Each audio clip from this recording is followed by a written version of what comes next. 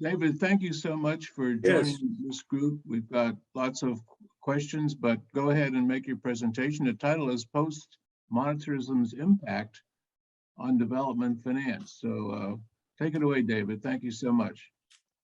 thank you immensely, John, and your impact. And I'm humbled by the illustrious group that I'm speaking to. I don't get many opportunities to talk to this group, so I want to cover several topics and bring it to post-monetarism and development.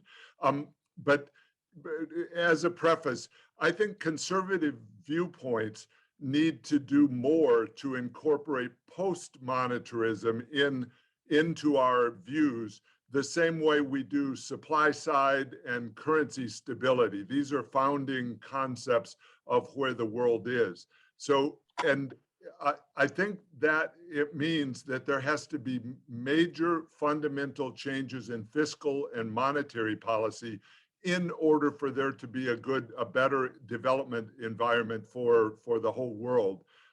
Right now, that seems unlikely. So my bottom line and what we've been projecting from the World Bank is that for development, the outlook is grim right now. I call it reversals in development. I think we may have Carmen Reinhardt on the call. She gave me that phrase. You know, we have a backward movement in poverty numbers, literacy numbers, median income numbers, malnutrition, and importantly, a severe underinvestment in developing countries that really dooms future growth. So these are the problems that we're trying to address. If I may, I'd like to describe the fiscal problem first, then the monetary policy problem, and then come to development. On the fiscal side, I've been heavily involved in, some of you know it, since 1984. I was on the staff of the Senate Budget Committee and worked on the Congressional Budget Resolution. I worked on the '86 Tax Reform Act, both from the Senate side and then also from the Treasury side for Secretary Baker. In 1990, I was working for Senator Bill Roth, and he proposed a limit on spending if the debt to GDP ratio went over 50%. So at that time, that was a future event, and we were trying to limit spending if we got above that debt to GDP. And the idea was to avoid a cliff by making spending rules get tougher when you're above the debt to GDP limit. You could always, of course, have the idea of suspending the rule if there was a national emergency, but you would revert, you'd come back to the debt to GDP ratio that you determined. I think it was a great idea and should be pursued now. I think some of the other ideas on spending aren't as good. Maastricht didn't work very well. I testified against the Balanced Budget Amendment. That was Orrin Hatch in 1997 or 1998. I think Graham-Rudman was an annual limit and therefore didn't work. I think there has to be a cumulative limit like a debt to GDP ratio. I saw Jeb Henserling's article in the Wall Street Journal today where it was talking about the debt service being the problem. Well, you can always borrow the debt service. So my contention is even if interest rates were zero, even if 10-year interest rates were zero, it would still be harmful to have the unlimited debt borrowing because you only get to borrow it once. It's not the debt service that matters, it's the debt itself. So for that reason, we need a limit on debt that restricts spending when you're above the limit. I did a lot of columns on that in Forbes and the Wall Street Journal, and I think we should recognize as conservatives that the Constitution didn't appropriately treat debt because when it was written, they didn't ever think they could have this much debt. So there's a missing piece in the Constitution, and we have to really address that as we would other kinds of big picture constitutional constraints. So I think we should have a debt limit law. that applies increasing spending restraint when you're above the debt limit. So David, one quick, Michael Boskin here, one quick clarification and one question. It's good to see you, pal. Hi, Mike. On the, just to be clear, Grand Rubman didn't limit anything. It was just the president's budget had to project. So you need enforcement mechanisms for these things, right? And as you say, they might have to have a, a temporary out and an emergency, et cetera. And then you're talking mostly about the United States, but of course we live in a global capital market. And so the advanced economy's large debt is making it more difficult for poor countries to borrow. I assume you're going to address that later, but you've been mostly talking about our misbegotten history here. Yes, so to underscore all your points, and the problem I think with an annual limit is you cheat each year and it never, and so you cumulatively always have an upward ratchet. So I don't like annual limits. I think there has to be cumulative limit. As far as other countries, each constitutional or each legal structure needs to have some limit on their governments. And of course, across the developing world, there are not limits. They're somewhat regulated by market demand, but not even that, because governments can cheat all the time. For example, right now, and we just did a big report under Carmen's leadership called the World Development Report, WDR, a week or two ago, which goes into the crowding out, or that's not the phrase, the governments in developing countries turn to their domestic banking system when they get cut off from international markets, and that crowds out their private sectors. So that's going on in countries across the developing world.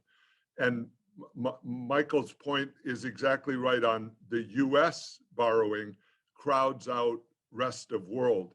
In Rome, Vladimir Putin made the point that the US is borrowing all the world's money and it harms everybody else. So he made, a point that was popular with everybody else by sizing the US demand. I think he said 40% of the world's capital is going to the US. So I agree with your point, and that's a major problem for developing countries. I'll turn to monetary policy and make a point there, and then talk about development. On monetary policy, I should note, I'm not a PhD economist, and I defer to all of you learned, knowledgeable PhDs, and it's a huge field that's important in world history. So I will ask your indulgence to bear with me. Inflation is incredibly harmful. I was at a dinner Saturday night in Munich at the Munich conference, and I was asked directly at a dinner, won't inflation help reduce the debt burden? So there is still the mindset out there that governments can inflate their way out of debt. So I just want to underscore the damage going on to low-income people around the world, because a 5% inflation rate is deadly for some of the people in the world. So we need to keep that in mind. Some of that comes from the excess government spending, and so I'm sympathetic to that view that we have this craziness of a huge fiscal deficit at the time of supply chain problems. But I want to concentrate mostly on the central bank problems. I think they will have to do most of the work, because I'm skeptical that the government really will restrain itself under the current dynamics. So as we turn to that, and I'll again, please bear with me for a moment as I define post-monetarism. I think the Fed has 5 tools, and they're only using 2 right now to combat inflation. They're using interest rate hikes, which are likely to be gradual and therefore not very impactful. It's hard to get real interest rates positive. Alan Greenspan tried that in 2002, 3, 4, 5, where each Fed meeting, they were 25 basis point hikes. the dollar weakened and weakened and weakened during that period of time, and the inflation rate went up, and there was excess.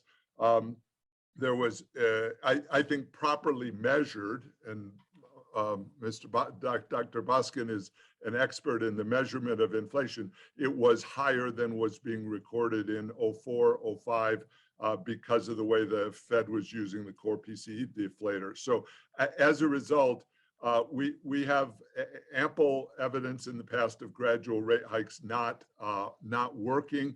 And the Fed's second tool they're using is tapering the size of the balance sheet, and they say they might reduce the size of the balance sheet. I think we also have to recognize powerful tools at the Fed. One is the duration of their assets. So they're owning long-term maturities, both MBS, but also US Treasuries, which is highly distortive within the economy. It's one very major holder of assets choosing a duration mismatch, which then favors that asset class over the alternative, which is small business loans and developing country loans and at-risk loans elsewhere in the world. So it's highly harmful to have the Fed owning duration. If we look back on Bernanke's rationale for doing QE in like 2010, he wrote a Washington Post article which you described it as demand. It was explicit that flattening the yield curve was going to transfer resources to bondholders who would spend it as a demand stimulus. Well, maybe that's true in the short run, but in the long run, it ends up distortive and harmful. A fourth tool for the Fed is regulatory policy, which is the core of post-monetarism. So let me define that. We're in an odd world where there are excess bank reserves. So I don't think we should talk about monetarism anymore, because an increase in the money supply, the reserve requirement is not a binding constraint on the banks. If you look at JP Morgan's financial statements, they have pages and pages and pages about the multiple capital constraints that they operate under from regulatory policy. And so I think we should be using the concept that we're in post-monetarism, where the regulatory policies are guiding the allocation of credit through banks and through non-banks as well. And this is important because it gives meaning to the FSOC and the other regulators in the US, and then completely different kinds of mechanisms in the ECB and in Japan. But the net result of all three and the Bank of England, four major central banks, is that capital is being allocated to long duration assets rather than short duration assets, which ends up severely harming those new entrants into the market, people that need capital, new capital. And the fifth tool, and I'll just mention, which is even in a way the most powerful one, is unsterilized intervention and the actual value of currency. Central banks have massive control over the value of their currency, and we see that around the world. And they can affect the value of their currency by buying it back directly with unsterilized intervention. So as we look forward and move to how do we get out of this problem, what I think the Fed should be exuding confidence. They have lots of control over the value of the dollar. In my view, absolute control over the value of the dollar, and therefore they can substantially constrain inflation by not allowing the dollar to weaken. One important point in this is the demand for money changes more than the supply. You know, when a central bank, if they raise the supply of money by 5% or by 10%, it's a lot, right? But as you think about the demand for a given currency, it regularly goes up and down by 20% or by 30% a year or a month, based on whether it is a welcome or a friendly currency to the markets. So we should recognize the Fed has immense influence over the demand for dollars by stating what the future value of the dollar will be. And in that way, they can reduce inflation or give confidence to the markets about inflation. So my bottom line then is the Fed should be using the duration tool and the regulatory tool to give comfort as they raise rates. They should be raising rates and saying inflation is going to be lower. It's absolutely vital for it to be lower. We're going to keep the dollar strong and stable. As a side note for people, and many on the call know how this is done. You know, there are communiques. This is the official pronouncement of the G7. Those used to be in David Mulford's days. Those were absolutely powerful statements of the G5 or the G7 countries, and they still do them. So the G20 does a communique, which is the official statement of the 20 biggest or big economies in the world. And so in 2017, when I joined the Trump administration, we inserted into the G20 communique in September and October of 2017 the idea that currency stability was vital for strong growth and for capital allocation. And that stayed in every communique from 2017 until the Biden administration took over in 2021 and removed that. But it had strong support from the central banks, from the major powers around the world, because there's a common recognition of the importance of currency stability as the foundation for good, solid growth. So let me turn and finish on development. Last week, we had four kind of major events for World Bank. One was the release of the World Development Report, which identified the pressure on domestic credit markets in a world where there's high inflation and the likelihood of interest rate increases. So developing countries are under real pressure. They see what's coming at them, and they don't know what to do. I was in Brussels, where I met with 25 world leaders back to back in Brussels, and there was constant discussion of the fragility of democracies and of governments around the world under the pressure of the macro environment. And then the G20 was meeting.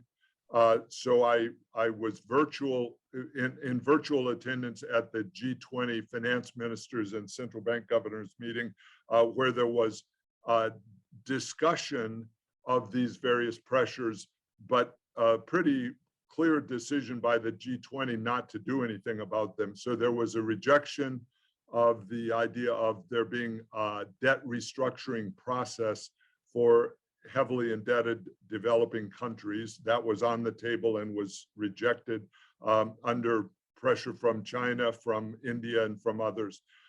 And then I was at the Munich Security Conference, where I met with world leaders about the fragility of the situation and the severe danger from the Ukraine spillover. I met with President Zelensky and with many others. So the connection I want to make is that we are in a world of post-monetarism that is allocating capital toward long duration assets and regulating the banking system away from risk.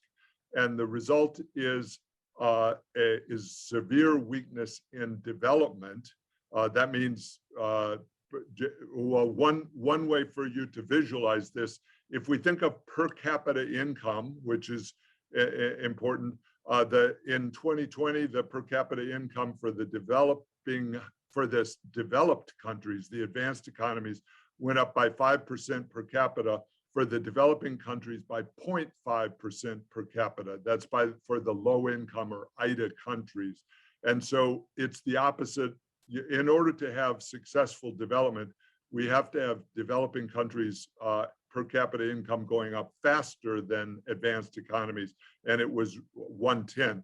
And the prospect, the prognosis going out forward is that inequality or that is going to continue into the future because of the underinvestment going on. I met in Brussels with the presidents of Ghana and Cote d'Ivoire and Kenya and Rwanda and around the world. I could name 15 more. And to a person, they are recognizing that there's no real path forward in development under the current macro policies. They talked directly to the Europeans in Brussels of saying, we need a different system. There has to be a way to make this work. But the response really from the G20 and from the G7, from the rest of the world, has so far been, we're going to continue with the practices that we're doing, which is big growth in government spending in the advanced economies and gradual interest rate hikes and central bank bond buying, slowing down, but still with gigantic holdings of long duration assets by the central banks. Let me stop there, John, and thanks everybody for the opportunity. Thank you so much. And it's a wide-ranging discussion about the whole world and all the different policies. So we appreciate it greatly.